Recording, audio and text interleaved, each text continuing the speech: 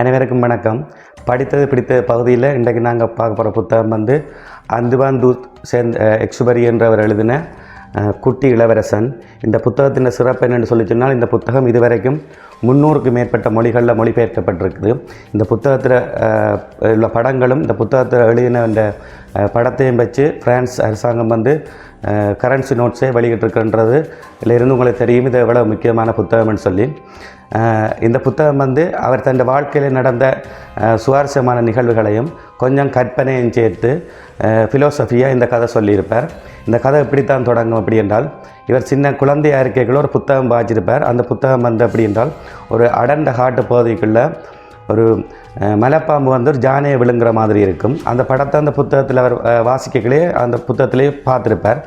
இவர் கொஞ்ச நாளில் அந்த கதையை ஞாபகப்படுத்தி ஒரு மலைப்பாம்பு வந்து ஜானையை விழுங்கியிருந்தால் எப்படி இருக்குமென்னு சொல்லி அந்த குழந்தை பருவத்தில் ஒரு சித்திரம் கீறுவார். அந்த சித்திரத்தை கீறி போட்டு பெரியாக்கள்கிட்ட காட்டுவார். இந்த படத்தை பார்க்க உங்களுக்கு பயம் பெற இல்லையான்னு சொல்லி காட்டுவார். அவர் எதிர்பார்ப்பாருன்னா மலைப்பாம்பு வந்து ஜானையை விழுங்கியிருக்கிற இந்த படத்தை பார்த்த உடனே பெரியாக்களுக்கெல்லாம் பயம் பெறுமெண்டு. பெரியாக்கள் என்ன சொல்லின வேண்டாம், இதை பார்க்க எங்களுக்கு ஏன் பயன் பெறுது, நீ ஒரு தொப்பியை இல்லை இருக்கிறாய், தொப்பியை பார்த்தா யாரும் பயப்பட போகிறோம்னு சொல்லிவினோம்.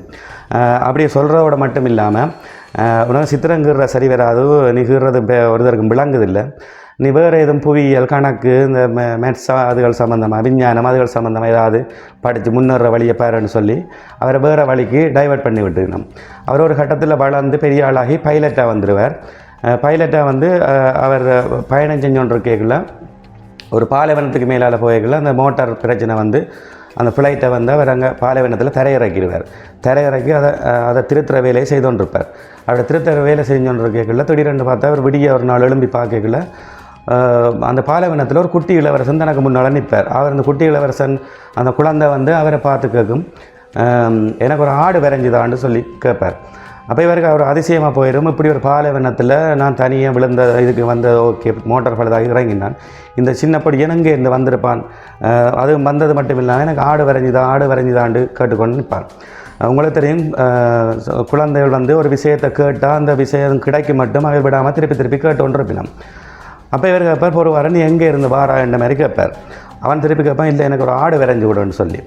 அப்போ இவர் ஆடு வரைஞ்சி கொடுக்க இவர் ட்ரை பண்ணுவார். ஆனால் இவருக்கு தான் ஆடு வரைய தெரியாது. இரண்டா சின்ன வயசுலேருந்தே இவருக்கு சித்திரங்கிற பழக்கத்தை பெரியாக்கள் தடை செஞ்சுட்டுனா. அப்போ தனக்கு தெரிஞ்ச அந்த மலைப்பாம்பு ஜானையை விழுங்குற மாதிரி படத்தையே இவர் அவருக்கு கீறி கொடுப்பார்.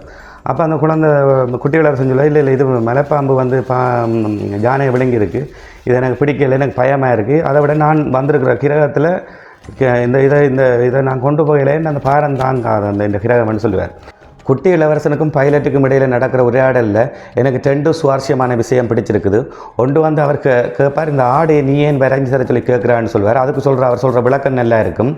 அவர் ஏன் அந்த ஆடு வரைய சொல்லி கேட்குறாருன்னு சொல்லி சொன்னால், இவர் வாழ்கிற கிரகத்தில், அதாவது B612 கிரகத்தில் ஒரு பெருக்க மரம் ஒன்று வளரும்.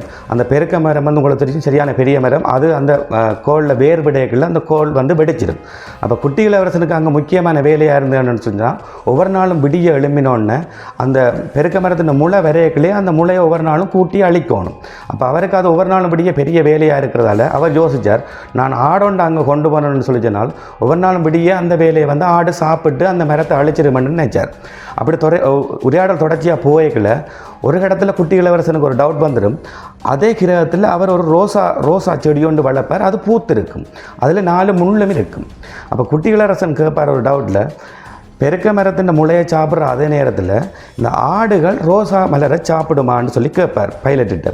பைலட் வந்து அதுக்கு விட சொல்லுவார், ஆடுகள் சாப்பிடும், பிரச்சனை இல்லைன்னு. அப்போ குட்டி இளவரசன் அவர்கிட்ட கேட்பார், ரோசா செடியில் தான் 4 முள் இருக்குது, முள் இருந்தாலுமே என்னென்று அது சாப்பிடும் என்ற மாதிரி கேட்பார். அதுக்கு பைலட் சொல்லுவார், அது முள்ளை பற்றி ஒன்றும் யோசிக்காது, ஆடுகள் அதை பற்றி worry பண்ணுற இல்லை, சாப்பிடும், விருப்பப்பட்டு சாப்பிட்றோம்.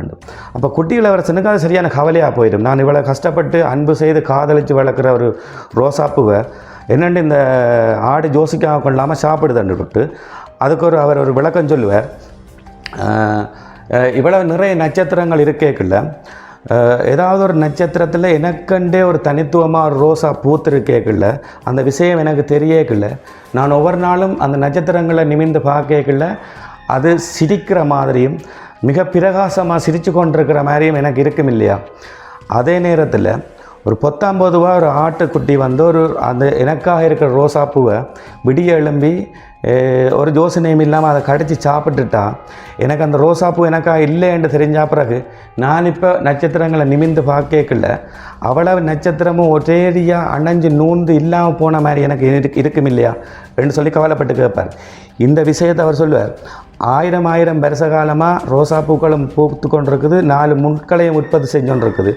அதே மாதிரியே 1000 வருஷங்களாக இந்த ஆட்டுக்குட்டியும் எந்த யோசனையும் இல்லாமல் இந்த ரோசாப்பூவை சிம்பிளாக சாப்பிட்டோன்றிருக்கு.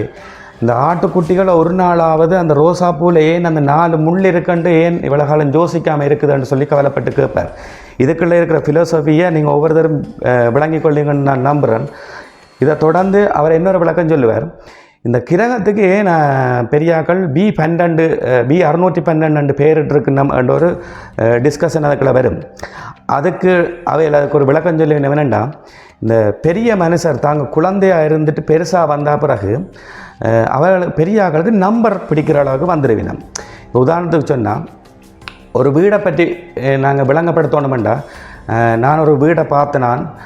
அந்த வீடு செங்கல்லால் கட்டப்பட்டிருந்தது, வடிவாக வெள்ளை பெயிண்ட் அடிக்கப்பட்டிருந்தது, பல்கனியில் பூத்து குலுங்குற மாதிரி ரோசா பூக்கள் இருந்தது, மேலே புறாக்கள் இருந்தேன்னு நான் சொன்னால் என்னை வைரமுத்தில் பேரப்பிள்ளையான்னு சொல்லி கேட்டுருவாங்க. அதுக்கு பதிலாக ஒரு தெருவில் நான் ஒரு வீடு பார்த்தேன்னா இப்படியும் அது 4-5 கோடி பெறுமதியான வீடாக இருக்குமென்னு சொல்லி சொன்னால் பெரியார்கள் டப்பண்டு விளங்கி கொள்வாங்க.